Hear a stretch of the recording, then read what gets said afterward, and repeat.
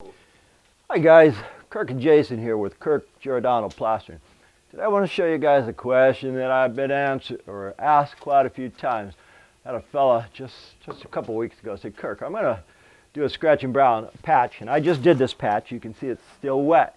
And he says, I'm going to use the same mud that I textured or did the patch work because a fella said I could. True and false. I mean, can I match? This is 20-30 texture. It's probably a color coat, and it was done with 20-30 texture. And in order to match this, you'd have to go to Santa Barbara. I'm going to give you an example here because I have time and I'm on this job doing other things. The mud I used to, notice it's the same color because I just spread with it. Let me give you an example. Okay, the fella says, well, another guy says he could use it. I can do a lot of textures with this mud here. It's just scratch and brown, regular Portland cement. No additives, no retardants, no accelerators, no nothing. But to try to match this texture here, this has Ole sand in it, Olympia. Okay, now I'll show you something. And whether or not you're pulling it from the top or the bottom, it really doesn't matter, but the sand is heavier. So say, for example, I do my texture here.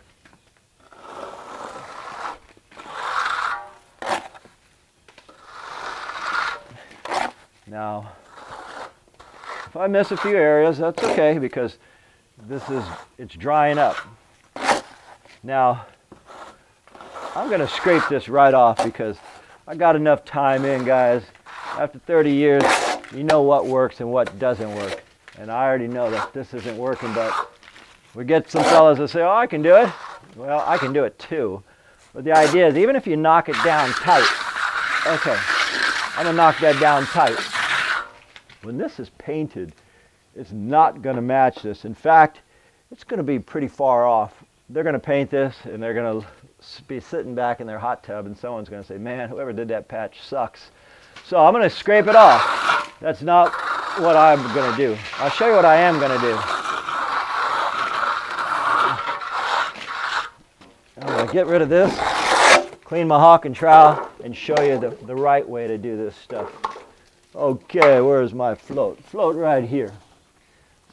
Now, after I clean this hawk and trowel, I have a bucket of some Santa Barbara Smooth Mission Finish.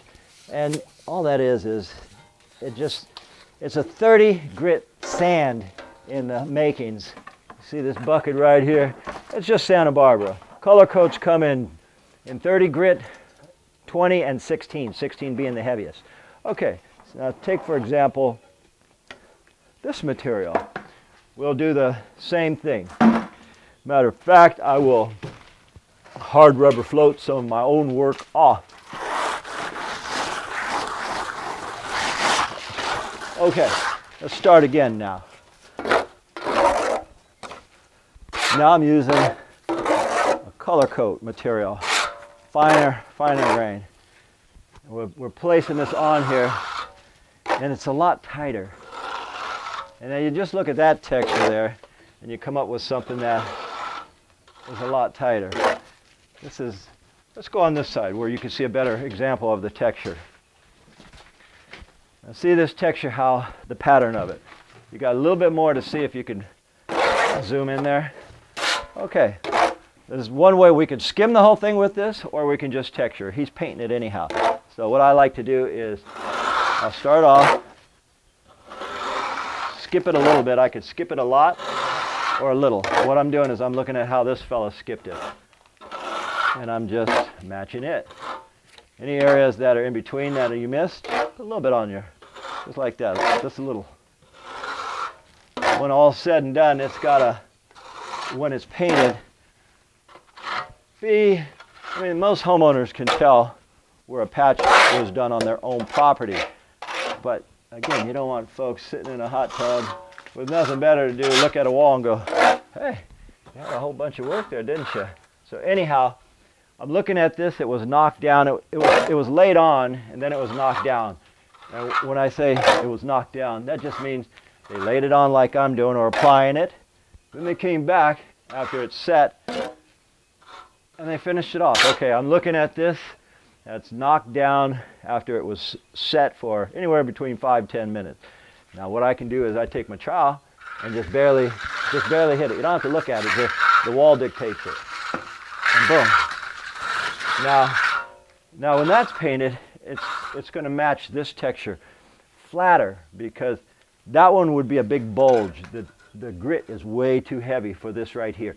This is 20/30. I'm using 30. Why am I using 30, which is lighter? Because this has been softened by paint for the last 50 years. It has at least maybe 4 paint jobs, primer and paint, so it's too soft to go with the original one. Anyhow, folks, that's how you do textures. I'm going to go ahead and re-skim this whole thing and just put a texture on it. My name is Kirk. I'm with Kirk Giordano Plastering. Hope that explains, I forget the fella's name, about the texture and using the texture mud. Anyhow, guys, we thank you for watching as usual, and we'll see you on the next one.